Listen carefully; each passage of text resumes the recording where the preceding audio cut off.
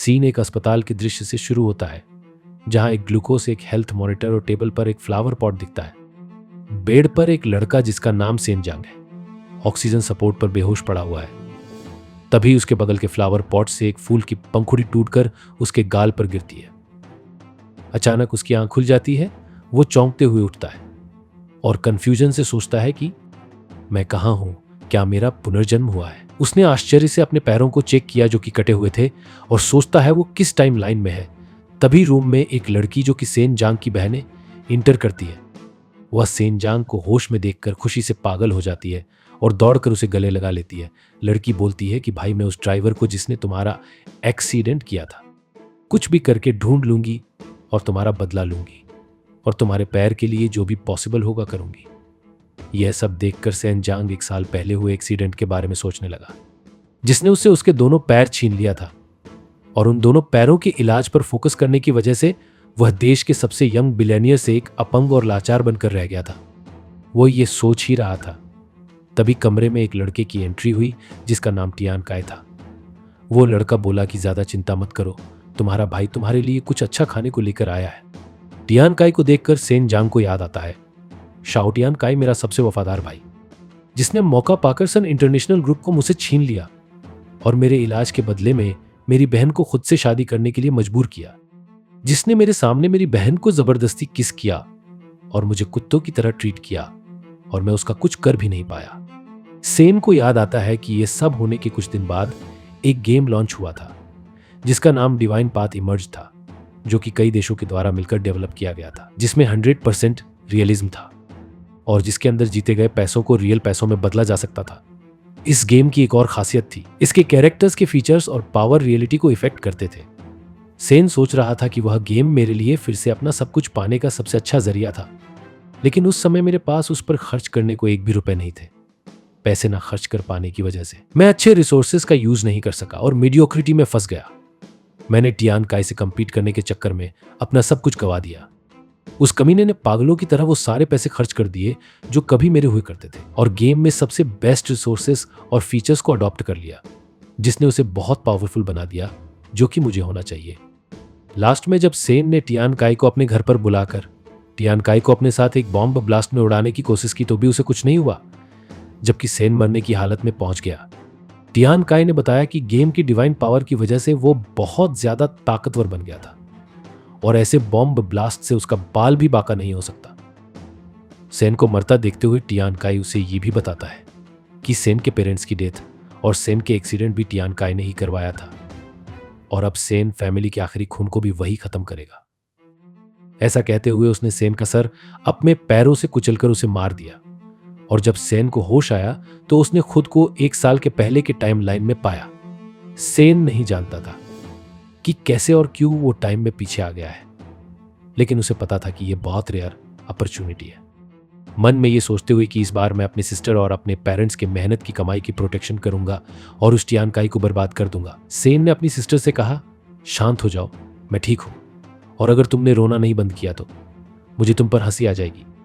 सेन सोच ही रहा था कि यह सब कैसे होगा, तभी उसे याद आता है कि डिवाइन पाथ गेम अभी जस्ट रिलीज ही हुआ है और उसके रियलिटी को अफेक्ट करने वाली बात लोगों को 1 महीने बाद ही पता चलेगी। यह मौका सही है जब मैं चीजों को अपने फेवर में टर्न कर सकता हूं, क्योंकि अभी मेरे पैसे फ्रीज नहीं हुए हैं।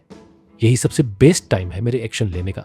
सेन को इतना सीरियसली देखकर उसकी बहन पूछती है, क्या वो पैरों में दर्द की वजह से ऐसे रिएक्ट कर रहा है। ऐसा कहकर उसकी सिस्टर डॉक्टर को बुलाने जाने के लिए पलटती ही है कि सेन उसे रोकता है और सेन के लिए immediately divine path gaming pod खरीदने को कहता है। सिस्टर उसकी बात सुनकर हैरान हो जाती है। तभी टियान काय रूम में एंटर करते हुए पूछता है, भाई तुम्हें गेमिंग में इतनी दिलचस्पी कब से हो गई, और कहता है कि अगर तुम्हें गेम की लत लग गई तो कंपनी का क्या होगा। सेन की सिस्टर टियान काय की तरफ देखकर पूछती है, ब्रदर शाओ तुम कब आए। शेन टियान को देखकर गंभीरता से यह सोचता है कि यह अभी से मुझे टेस्ट कर रहा है और बोलता है, ये अब जब मैं हैंडीकैप हूं, गेम खेलने के अलावा और क्या कर सकता हूं। टियान रिप्लाई करता है कि मैंने सुना है कि डिवाइन पाथ तो आज ही रिलीज हुआ है और इनिशियल लॉन्च में केवल 100 पीसेस ही मार्केट में आए हैं। तुम्हें उनमें से एक पाने के लिए काफी ज्यादा ही पैसे खर्च करने होंगे। उसका दाम तो 300 मिलियन तक पहुंच गया है। सेन बोलता है, जहां तक मुझे पता है कंपनी के पैसों पर अभी भी मेरा हक है। अगर गेमिंग पार्ट 30 बिलियन का होगा तब भी मुझे ये चाहिए। टियान रिप्लाई करता है, ओके ब्रदर सेन, मैं तुम्हारे लिए ये लेकर आता हूं। टियान मन ही मन मुस्कुराते हुए सोचता है, यह सही है, तुम गेम एंजॉय करो ताकि मेरे लिए कंपनी पर कंट्रोल करना और आसान हो जाए। टियान बोलता है कि ब्रदर, मैं जल्द ही गेमिंग पार्ट अरेंज करता हूं, तुम गेम एंजॉय करो, कंपनी की चिंता मत करना, मैं और प्यारी टोंग इसे संभाल लेंगे। टियान शेन की बहन टोंग से गेमिंग पॉड लेने के लिए साथ चलने को कहता है, जिस पर शेन ये सोचते हुए कि मैं तुम्हें अपने गंदे हाथों से मेरी बहन को नहीं छूने दूंगा, बोलता है, मैं चाहता हूं कि टोंग आज रात मेरे साथ रहे। टियान ओके बोलकर कमरे से बाहर चला जाता है। गेट में लगे शीशे से अंदर देखते हुए टियान गुस्से से सोचता है कि सच अ यूजलेस किलर, जो इस कमीने को मार भी नहीं पाया। अगली बार मैं एक टैंकर ट्रक को यूज करूंगा, देखता हूं फिर ये कैसे नहीं मरता है। कमरे के अंदर सेन अपनी बहन से सारे शेयर्स बेचकर सारे पैसे गेम के अंदर ट्रांसफर करने को कहता है। उसकी बहन चौंक कर उसकी वजह पूछते हुए कहती है कि आप ठीक तो हो और ऐसा क्यों कर रहे हो। सेन रिप्लाई करता है, आई एम ओके, और कहता है कि मैं कुछ बड़ा करना चाहता हूं। 3 घंटे बाद शेन को उसका गेमिंग पॉड मिल जाता है जिसके लिए उसने 500 मिलियन चुकाए थे। सेन तुरंत ही गेमिंग पॉड में बैठकर गेम शुरू करता है। गेम शुरू होते ही वह फील करता है कि उसके पैर वापस आ गए हैं और वह फ्रीली मूव कर सकता है। उसके पैरों की फीलिंग बिल्कुल रियल की तरह थी। गेम उससे कैरेक्टर का नाम पूछता है जिसमें वो चाओ जियू वांग इंटर करता है। गेम एक वॉरियर का इंटरफेस शो करता है। इसके बाद गेम क्लास चूज करने को कहता है जिसके ऑप्शंस उसी तरह थे जैसे कि सेन ने पिछली लाइफ में देखे थे, जो कि वॉरियर, मेज, रेंजर, अस्सासिन और प्रीस्ट नाइट थे। सेन ने पिछली लाइफ की तरह रेंजर क्लास चुना, जिसके बाद सेन को एक अलग सी एनर्जी फील हुई और वो एक रेंजर में बदल गया। उसके आउटफिट और पर्सनैलिटी बिल्कुल एक रेंजर में बदल गई। सेन ये देखते हुए खुश होता है कि सब कुछ पिछली बार की तरह ही है। गेम के वीआईपी यूजर होने की वजह से सेन ने एक स्पेशल रिवार्ड ट्रिगर कर दिया था जिसका नाम एल्फ ब्लडलाइन था, जिसके वजह से एक रेंजर एल्फ जैसी शक्तियां पा जाता है, जिससे रेंजर की एक्यूरेसी पावर और इवेजन में 10% का और मूवमेंट स्पीड में 15% का इंक्रीमेंट हो जाता है। गेमिंग पॉड के वीआईपी यूजर होने से उसे एक और स्पेशल स्किल मिलती है जिसका नाम बुक रिवार्ड होता है, जो टारगेट के वीक पॉइंट का पता लगा सकती है, जिस पर अटैक करने से 150 से 200% तक डैमेज हो सकता है। इन फीचर्स को देखकर सेन सोचता है कि मैंने पिछले लाइफ में इन फीचर्स में मास्टर्स कर ली है। सेन गेम के फीचर्स चेक कर ही रहा होता है कि उसे एक नोटिफिकेशन आता है, कॉन्ग्रेचुलेशंस, गेमिंग पॉड के पहले 100 यूजर्स में होने की वजह से आपको एक स्पेशल एक्सक्लूसिव ट्रेजर चेस्ट मिलता है। इसे देखकर हैरान सेन सोचता है, ये पिछली बार तो नहीं था, इसमें तो मोस्ट इंपोर्टेंट टैलेंट एबिलिटी होती है। तभी उसे फिर एक नोटिफिकेशन दिखता है जिसमें यह बताया गया होता है कि रेयर टैलेंट चेस्ट को खोलने के लिए 50 मिलियन गोल्ड कॉइन से रिचार्ज करना पड़ेगा। सेन चौंक कर सोचता है, 50 मिलियन कॉइन, ये तो 500 मिलियन रुपीस के बराबर हो गए। सेन ये सोचते हुए रिचार्ज कर देता है कि अगर अभी मैंने पैसे नहीं खर्च किए तो टियान का ही बाद में मुझसे सब कुछ छीन लेगा। टैलेंट एबिलिटी चेस्ट एक सामान्य फीचर था जो कि हर नए प्लेयर को रेयर टैलेंट ऑप्ट करने का ऑप्शन देता है, बशर्ते उसे 50 मिलियन गोल्ड कॉइन यूज करने पड़ते हैं। ऐसा शो होता है कि कोई प्लेयर जितना जल्दी रेयर टैलेंट ऑप्ट करेगा उसे उतना ही रेयर और पावरफुल टैलेंट मिलेगा। पिछली लाइफ में सेन ने एडिशनल ब्लीडिंग डैमेज इफेक्ट नाम का रेयर टैलेंट पाया था जिसने उसे अनगिनत बार कई लड़ाइयां जीतने में हेल्प की थी। सेन 500 गोल्ड कॉइन रिचार्ज करते हुए सोचता है कि इस बार वह ज्यादा और गेम के शुरुआत में ही खर्च कर रहा है तो इस बार की पावर और भी बड़ी होगी। चेस्ट खुलता है और उसमें से एक तेज पीली रोशनी निकलती है जिसे देखकर सेन सहम जाता है और बोलता है, क्या ये कोई मजाक है। उसे एक कार्ड दिखता है जिस पर लिखा था इवॉल्व एवरीथिंग। सेन अब गेम की वो सारी पावर्स यूज कर सकता है जो भी उस गेम में है। एक तेज रोशनी और एनर्जी फील्ड के साथ सेन का बॉडी आउटफिट फिर से इवॉल्व हो जाता है और वो शाइन करने लगता है। उसके हाथ में डिवाइन स्किल का एक कार्ड होता है जो कि 50 मिलियन गोल्ड के साथ आसानी से पाना पॉसिबल नहीं है। सेन कार्ड की डिटेल्स ओपन करता है जिसमें 2 पावर शो करती है। पहली पैसिव इवोल्यूशन जो कि ड्रॉप आइटम को एक रैंक अपग्रेड करने का 100% चांस देता है और उससे ऊपर के लेवल पर अपग्रेड करने के लिए 5% चांसेस देता है, लेकिन ये पावर किसी भी आइटम्स की हाईएस्ट रैंक पर अप्लाई नहीं होती है। और दूसरी पावर ऑटोनोमस इवोल्यूशन किसी भी आइटम, टूल, स्किल या जेम को 2 लेवल अपग्रेड करने का 100% चांस देता है। साथ में 3 लेवल अपग्रेड करने पर 10% तक सपोर्ट देता है। यह दोनों पावर साथ में काम नहीं करती है। और एक इफेक्ट एक बार ही यूज हो सकता है। साथ ही दोनों पावर्स को 24 आवर्स में केवल एक बार यूज किया जा सकता है। सेन इन पावर्स को देखकर मुस्कुराने लगता है और पावर्स एक्टिवेट करता है। सेन के लेफ्ट हाथ में एक लॉन्चर इवॉल्व होता है जिसकी पावर्स एक्स्ट्रा ऑर्डिनरी और गेम चेंजिंग होती है। जब अदर प्लेयर्स ब्रोंज और सिल्वर आइटम्स पर फोकस कर रहे होते हैं, सेन सिल्वर, गोल्ड और उससे अबव लेवल के आइटम्स कलेक्ट कर रहा होता है। सेन सोचता है कि 500 मिलियन टोटली वर्थ है।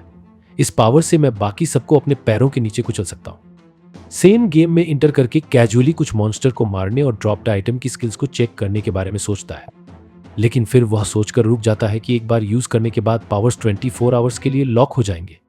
फर्स्ट टाइम इवोल्यूशन बहुत इंपॉर्टेंट है और मुझे कुछ पावरफुल ढूंढकर इसे इन्वॉल्व करना चाहिए। ऐसा सोचकर सेन अपने हाथ से स्किल इक्विपमेंट रिमूव कर देता है। सारी तैयारियां पूरी करने के बाद सेन गेम का पोर्टल खोल देता है और यह सोचते हुए कि अपना फॉर्च्यून बदलने का समय आ गया है, वह गेम में इंटर कर जाता। गेम में एक नया लेवल शुरू होता है जहां बिगनर लेवल का एक छोटा सा टाउन दिखता है जो कि लोगों की भीड़ से भरा पड़ा है, जिसको देखकर सेन निराश हो जाता है और सोचता है कि मुझे लगता था कि मैं यहां अकेला हूंगा, लेकिन यह जगह तो दुनिया के कुछ अमीर लोगों से भरी पड़ी है। उनमें से कुछ लोग एक चिकन के पीछे भाग रहे थे। वे उसे मारकर उसका एक्सपीरियंस पॉइंट पाना चाहते थे, जिन्हें देखकर सेन सोचता है कि क्या ये इतना ही कर सकते हैं? यहां खड़े रहकर इन्हें देखना व्यर्थ है।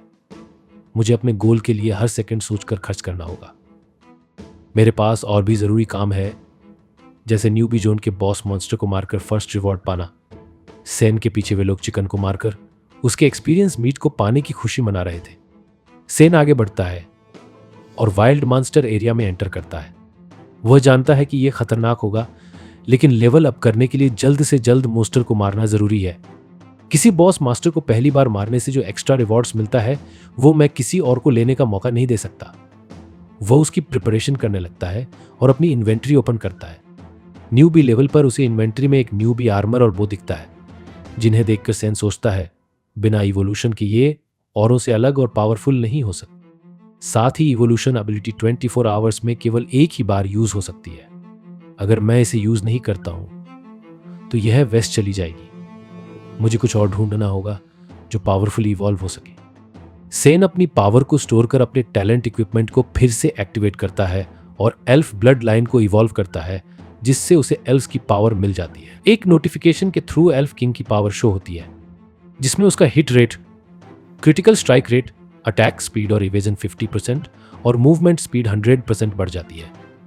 उसके लाइफ पॉइंट्स 1000 पॉइंट तक बढ़ जाते हैं, जो कि हर लेवल पर 100 पॉइंट की मदद करेंगे और उसके द्वारा किया हुआ हर तीसरा अटैक गारंटीड क्रिटिकल हिट करेगा। सेन इन पावर्स को एक्टिवेट करता है और उत्साहित हो जाता है। वो सोचता है कि इन पावर्स के साथ न्यूबी जोन में अकेले मॉन्स्टर्स का सामना करने में कोई दिक्कत नहीं होगी। वो आगे बढ़ता है, तभी अचानक उसे वुल्फ की हाउल सुनाई देती है। वह देखता है कि कुछ दूर पर कुछ लोग एक लेवल 2 के वुल्फ के आमने सामने हैं। वे वुल्फ को लड़ाई की चुनौती देते हैं और कहते हैं तुम्हें मारकर हम अपना लेवल अप कर लेंगे। सेन ये सब छुप कर देख रहा होता है। वह सोचता है कि ये लोग काफी समझदार हैं, जो फर्स्ट फेज में मॉन्स्टर को मारने के लिए एक टीम की तरह काम कर रहे हैं। पर टीम किलिंग सेफ्टी तो इंश्योर कर सकती है, लेकिन साथ में एक्सपीरियंस और रिवार्ड्स को बांट देती है। वुल्फ के सामने खड़े टीम से एक लड़की की नजर पीछे जाती है और वह सभी को बताती है कि वे सब भेड़ियों के समूह से घिर चुके हैं। भेड़िए उन पर अटैक कर देते हैं। भेड़ियों का अटैक उन्हें रियल लाइफ में तो नहीं मार सकता, लेकिन उस लड़ाई में होने वाला दर्द उन्हें रियल पेन की तरह फील हो रहा था। लड़की हेल्प के लिए चिल्लाती है, लेकिन ये क्या, उनमें से एक हंसते हुए अपनी मौत को एक्सेप्ट कर कहता है बाय बाय, रिजनरेशन पॉइंट पर फिर मिलेंगे। और भेड़िए उन चारों को मार देते हैं। तभी सेन अटैक करता है और एरो से उनमें से एक भेड़िए को मार देता है। अगले ही पल एक खूंखार भेड़िया जमीन पर मरा पड़ा था। सेन की elf king blood line upgrade हो जाती है और उसे एडिशनल 100 लाइफ पॉइंट्स मिलते हैं। साथ ही उसे 10 मैजिकल पॉइंट्स और 5 फ्री एट्रीब्यूट पॉइंट्स भी मिलते हैं। उसे वॉल्फ मीट भी मिलता है, जिसे वो पैसिव इवोल्यूशन के थ्रू एडवांस वॉल्फ मीट में कन्वर्ट भी कर सकता है। ये हीलिंग आइटम्स अकेले लड़ाई लड़ने के लिए बहुत जरूरी होते हैं। ये सोचते हुए सेन उन्हें एक्सेप्ट ही करता है। तभी बाकी भेड़ियों की नजर उस पर पड़ती है और वे उस पर अटैक कर देते हैं। सेन डैमेज एबिलिटी चेक कर चुका था और अब उसे दूसरी एबिलिटीज चेक करनी थी। वो पीछे घूमता है और भागना शुरू करता है। एल्फ किंग ब्लड लाइन उसे 100% स्पीड इंक्रीमेंट एबिलिटी प्रोवाइड करवाती है और वो इस स्पीड को देखकर और इनकरेज हो जाता है। अब वो वाइल्ड भेड़ियों की तरह बहुत फास्ट भाग सकता है।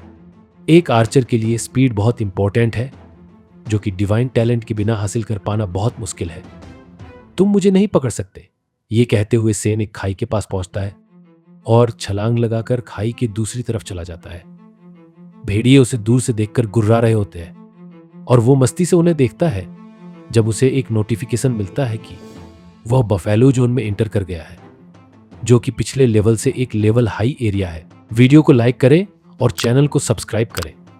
अगर आप इस वीडियो का अगला पार्ट चाहते हैं तो कमेंट में नेक्स्ट पार्ट लिखें।